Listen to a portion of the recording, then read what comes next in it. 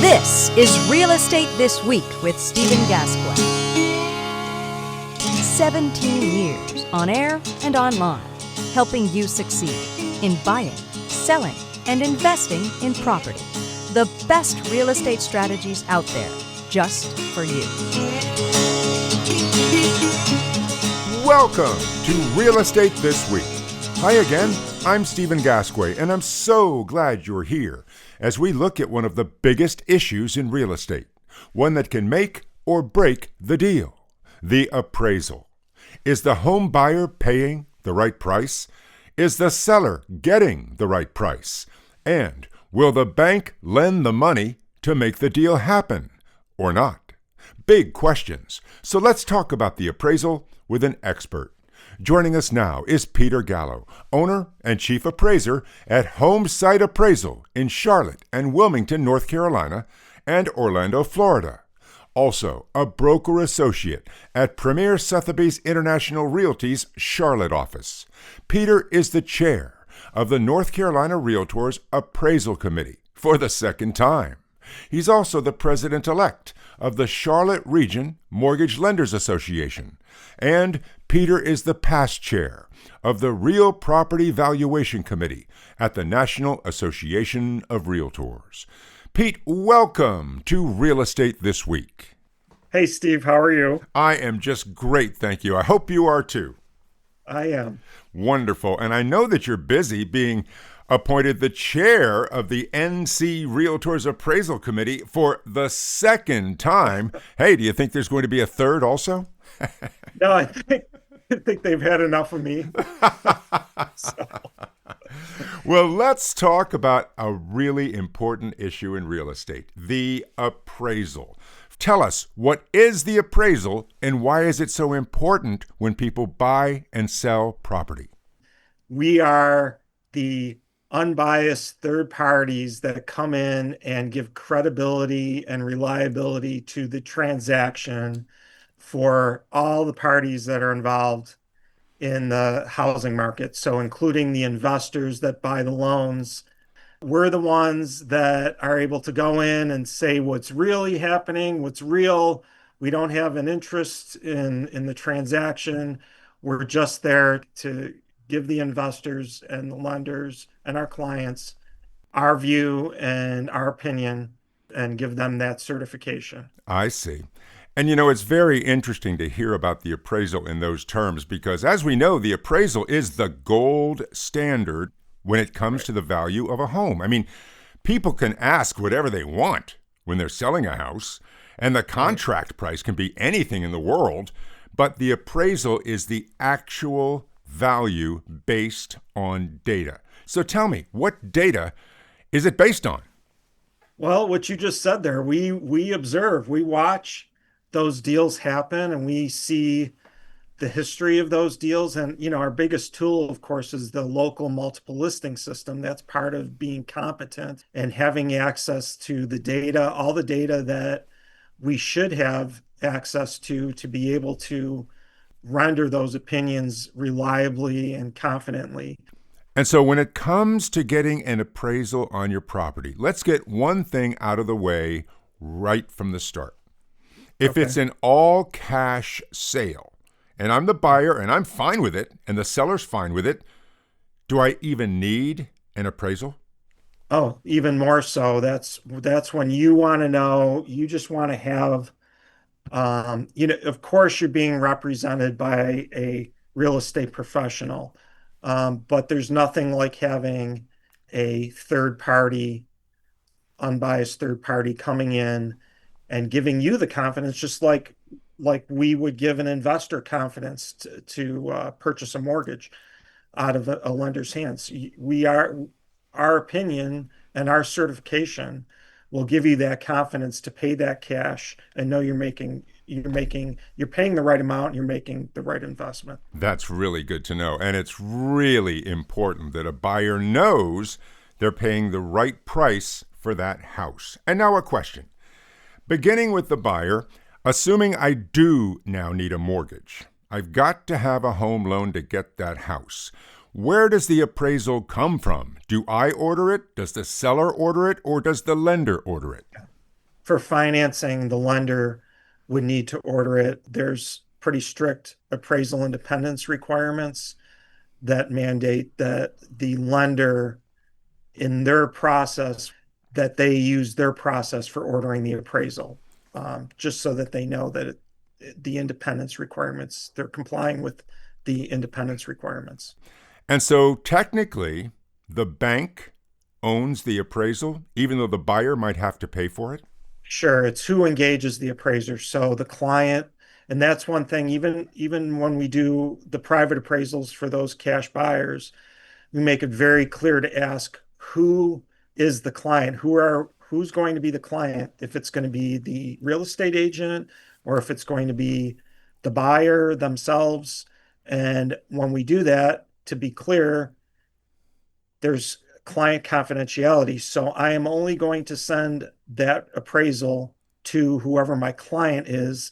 And unless I get written authorization from the client to do otherwise, they're the only ones that I'm going to talk to regarding report results, or again, give a copy of the report to. They can do whatever they want with it, but it's between the client and me as the appraiser, there's the confidentiality that we have to maintain. I see.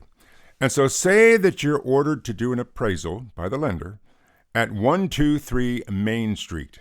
Now, obviously you have a lot of data available online, comparable data, other sales, that type of thing. But do you also go to the property yourself? And if so, Peter, what are you looking for? Sure. For a traditional appraisal, yes, we're visiting the property. The first thing you're doing is you're measuring the property. It's one of the most important things. Personally measuring, getting a tape measure and a laser, and measuring the exterior of the property. But while you're doing that, you're also, right from when you're driving to the property, you're observing the neighborhood, you're observing the street. You pull up, you're looking at the outside, you're looking at the neighboring properties, any influences, if there's a water tower, railroad tracks. And then as you're measuring and you're going around the outside of the house, you're doing that, you're still doing that. You're looking at views, it's also allowing you to not only measure, but you're looking at soffits, you're looking at fireplace chases, chimneys, roof, peeling paint. You're looking for everything, anything that either condition, quality. You're starting to develop your appraisal at that point, and observing the property has the biggest impact, of course, on your opinion and on your development. Absolutely. And when you do that tour, do you already know what the contract price is, or is that kind of a secret and you just develop your numbers without any influence at all? If it's a purchase, we usually know. We usually have a copy of the contract beforehand, but it's all developed independent of the contract. So, and it has to be because that's what you're hired to do. So while you might have the sales contract, you are going to the property, getting the facts of the property, all the material facts, the pertinent facts, like I said, size, condition, and then you're going to the market and you're trying to match the property to the market. And the sales contract, while it can be an indicator if it's two unrelated parties and knowledgeable parties coming together, it's certainly, the contract can be an indicator, but that's not what you're appraising to. You're appraising all outside of that. And then when you're coming and doing your reconciliation of the different approaches to value, our standards and guidelines do allow us to consider a contract price in our final reconciliation. So an appraiser might have a range, say a $50,000 range between after adjustments of comparables, or whatever the range might be. You're going to have a range. Okay. Whether it's 1 to 3 comparables or 7 comparables or how many, you're going to have a range. And then you're also going to have the sales comparison approach, you're going to have the income approach and the cost approach. And you're going to look at all those numbers and you're going to see, and then you can also throw that sales contract in if you deem it to be an arm's length transaction, and consider the sale price as well.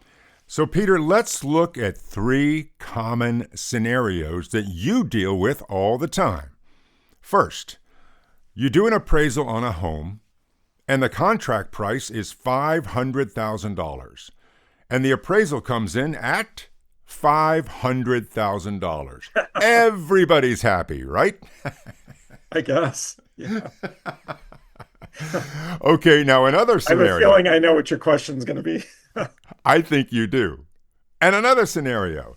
The contract price of a home is $500,000, and the appraisal comes in at $550,000. Now, that's great for the buyer, right? But what about the seller? It doesn't matter to us. I mean, whatever it is, it is. So that would be something that the real estate agent would be dealing with. So I really couldn't answer that as far as from an appraiser's perspective. Okay. So, And what if that appraisal comes in at $450,000? That is $50,000 less than the contract price. How about that, Peter? well, I'll tell you one thing. I know the phone's probably going to ring or we're going to start getting emails. But no, I mean, it's all in the appraisal report. So how we came to that and how, in our development, we're asking questions. We're looking at the market. The agents involved might be giving us their CMAs or how they came up with the list price and property information. So everybody should be able to understand. Well, at least our client will, because we're not sharing that information with anybody other than the client. So really, it would be up to the client, who is probably the lender, to explain it or give out copies if they would like to the parties and have them read it and understand it. But at that point, once the appraisal's out and there are questions from whoever party, we can only speak to the client at that point about report results. So the agents or the buyer or seller, if they have questions, they have to go to the lender and ask that of the lender and ask if they could get answers through the lender from the appraiser. And there's what they call reconsideration of value that's pretty much been standardized, or there's been attempts to standardize it. And I think Fannie and Freddie, they have adopted a standard format, and most lenders have a standard process for reconsideration of value. And that usually happens if the appraisal comes in below the contracted sales price. Peter, I like the way that you're handling this because you are kind of a neutral party. You're kind of like Switzerland, Yes. right? You just represent the appraisal and the appraised number. You're not talking to the buyers. You're not talking to the sellers. You're not talking to their agents unless they talk to you. You are talking about, this is what we came up with. Deal with it. Right. Now, beforehand, before we're doing our reports, when we're in the process of developing the report, and we do talk to all those parties, and we're detectives. Is there anything about the property that I don't understand or I don't see, I don't know, that an agent or an owner might know? And you can also ask them questions like, when you bought this house, I know one appraiser who asked, what's the one thing about the house or the property that you fell in love with? And that gets a conversation going with the homeowner about the property, and you can find out things. I remember I walked into a house and I asked them kind of jokingly, is there anything that I can't see, like a bomb shelter? And they're like, yeah, actually, yes. And in the back of the property, yes, there was a old bunker concrete dome that was totally hidden by vines and brush. And I hadn't gone out back there yet, but I probably would have stumbled upon it. But it's things like that. You do ask questions, underground tanks, things you can't see. You find out by talking to those people. So it's not a matter of us not talking to those people. Now, once we submit the report and there's questions, we can only work with the client on those. I see. Unless it's like square footage or something, but usually even that stuff, you want to put that all through the client to the appraiser. I see. And Peter, I can only imagine what happened in that situation. There you are doing an appraisal on a house, and you discover a bomb shelter in the backyard. Right. And your report probably said accessory dwelling unit out Yeah, back. right. No, but that is one of, what do you do with that? And you have to figure out, is it a detriment? Is it a benefit? Or is it just a neutral thing that Right. doesn't matter? So, What a great story. Hey, so yeah. if the seller doesn't like the result of the appraisal, can they appeal? Well, and that would be your reconsideration of value, but now you're talking about the seller, and most likely we're doing the appraisal on behalf of the mortgage lender for the buyer for their mortgage. So you're twice removed where you have somebody who's really not a party. We're doing it for the mortgage, where the Right. seller has nothing to do with that process. So I see. they can petition the buyer's agent, the buyer and the buyer's agent to ask the lender and that would probably be a result of some sort of negotiation going on.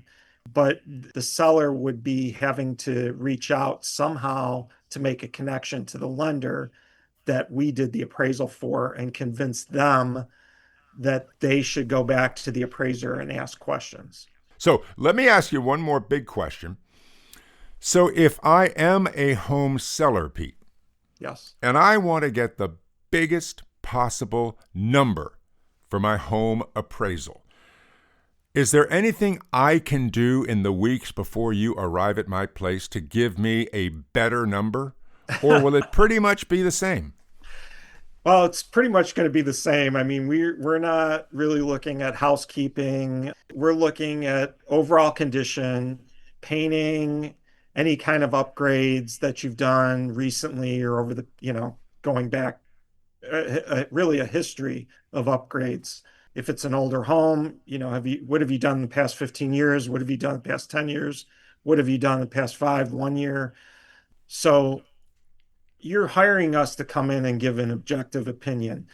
Maybe you would like it to have come in higher, but now and you can talk to the appraiser about items that benefit. And when you did the appraisal, what did you consider? What were some point and it will all already be in the appraisal so that they can read. But certainly that back and forth with the appraiser before and after you do the assignment for them, complete the assignment for them, there's going to be a lot of communication, and an appraiser can really tell you a lot about not only your property, but the market and where it sits in the market. And that's because that's what we do. And Peter, you've probably heard about sellers who get their own home inspection before the house goes on the market so that they'll know the condition of their house and they can pass that on to a buyer. Would you say it would be wise for a seller to also get their own appraisal? Or, in the long run, will that not mean a thing? I think at the very least, it would give you more confidence. The real estate agent's really your marketing person. So how would I get the most? Well, that's up to marketing, and that's up to a real estate agent. What we will do is we'll be able to give you an opinion of value of the marketability of your property as of now. And our opinion of that based on not only closed sales, but we also look at pendings and actives as well from the multiple listing system. So we're going to consider everything, and you should have a number that's pretty much spot on the effective date of that appraisal report. Excellent. And Pete, tell me this. Do you like your work? I do. I think a lot, you'll hear from a lot of appraisers, it's like putting together pieces of a puzzle. I think it's funny because I think what I enjoy the most is when we are able to talk to our clients about an appraisal that we've completed and give more information, because there's so much information and data that we obtain when we are developing our reports that really don't go into the report. That's really just in our work files. By the time we're done with the appraisal, we probably know more about that property than anybody. And like I said, it really doesn't all go into the report. It's not necessary. There will be information that's just not necessary. And most of the times with the traditional appraisal, it's a form report that we're both filling out blanks and providing narrative, but there's even more in our work file. So I think what I like to do the most is really to have a conversation with the client about the market and the property and how it fits. Excellent. And Pete, I really want to thank you for being on the show today and telling us all about the appraisal, what it means, and why it matters so much. Pete, thank you. Thank you so much, Steve. You're very welcome. Peter Gallo, owner and chief appraiser at Homesite Appraisal in Charlotte and Wilmington, North Carolina, and Orlando, Florida. Also, a broker associate at Premier Sotheby's International Realty's Charlotte office. Peter is the chair of the North Carolina Realtors Appraisal Committee for the second time. He's also the president-elect of the Charlotte Region Mortgage Lenders Association. And Peter is the past chair of the Real Property Valuation Committee at the National Association of Realtors. Next time on Real Estate This Week, expert advice on how to sell one house and buy another at the same time. And until then, I'm Stephen Gasque, and thank you for listening. A brand new episode of Real Estate This Week with Stephen Gasque drops every weekend, everywhere. And you're invited to listen, subscribe, and follow us. Just look for Real Estate This Week with Stephen Gasque. The best real estate strategies out there, just for you.